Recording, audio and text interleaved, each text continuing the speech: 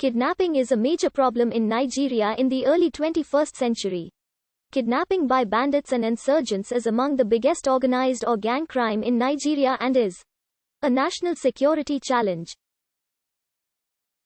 Resistance to kidnapping often results in the deaths of victims. Thousands of Nigerians have fallen victim of the crime and have had to pay millions of dollars in ransom for their freedom. Kidnapping is seen as lucrative business and the shortest means to wealth by those involved in this crime. The current wave of abductions across the country makes every person a potential target regardless of social class or economic status, unlike political kidnapping which started in the Nigeria's oil-rich Niger Delta region in the early 2000s and the one by jihadist terror group Boko Haram in Nigeria's northeast and northwest that began in 2009 when the conflict there started.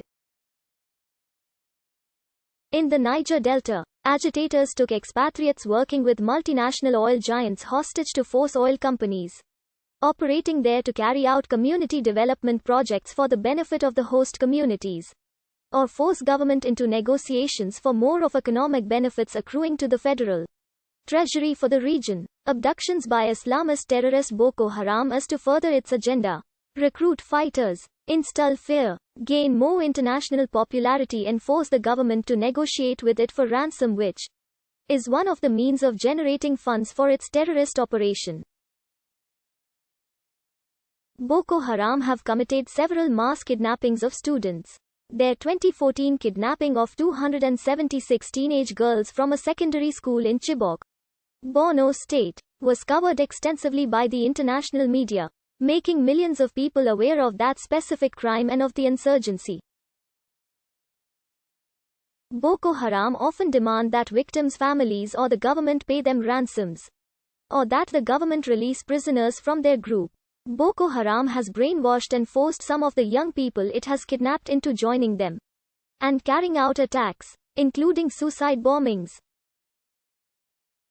Boko Haram force many young female victims to marry them. Kidnapping for ransom on a commercial scale, which became rampant in Nigeria in 2011, spread across all the 36 states and the country's capital, Abuja.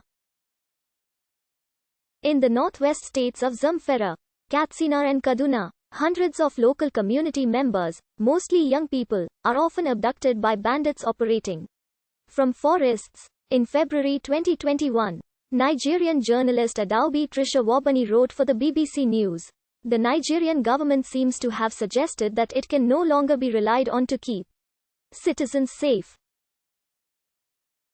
Zamfara, one of the security dark spots in Nigeria, is caught between herder-farmers clashes in kidnapping and banditry. In June 2019, a household was attacked by bandits, seizing the man alongside his 3 wives and a 13-year-old son. In August, the director of budget for the state was kidnapped while his deputy he had been traveling with was killed in the attack. In 2019, the governor of Zamfara, Bello Matawalle, initiated a peace and reconciliation plan to bring the bandits who attack and kidnap villagers back home, offering them jobs in place of kidnapping and banditry. In August 2019, over 300 kidnapped victims who were held captive waiting for the payment of ransom on their heads by family members were freed. Days later, another batch of 40 kidnapped victims were freed.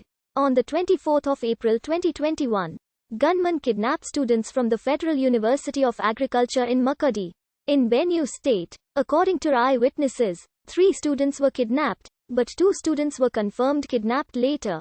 This is Nigeria's 5th kidnapping from an academic institution in 2021. It came just 4 days after the Greenfield University kidnapping. On the 28th of April 2021, the university released a statement confirming the return of the abducted students. According to the university's spokesperson, the 2 students came back on the 27th of April 2021 unhurt.